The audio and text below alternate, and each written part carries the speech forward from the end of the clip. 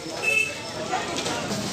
Friends, ये देखिए आज हम आए हैं लक्ष्मी नगर बुफे में, जिसमें थी हरी चटनी, सिरके वाली प्याज, बूंदी का रायता, बहुत चटपटा था, और अचार, मिर्ची थी अचार वाली, नूडल्स थे, मैक्रोनी थी, और आलू प्याज की सब्ज़ी थी, राइस थे, नान था, वो भी था, हमने मतलब इसमें दिखाया नहीं है, बन रहे थे क्योंकि उस टाइम पे दाल मखनी थी, कोफ्ते थे और अफ़गानी पनीर था, जो कि शक्ल देख ही सकते हो जिसमें आपको बिल्कुल भी पनीर नहीं दिख रहा है। और हमने खाना शुरू कर दिया है। ये हमारे पतिदेव हैं, इन्होंने लिया है। अभी नान ऑर्डर कर रखा है, अभी आ रहा है।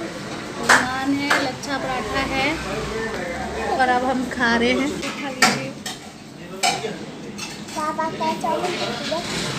मक्खन मुझे पता है,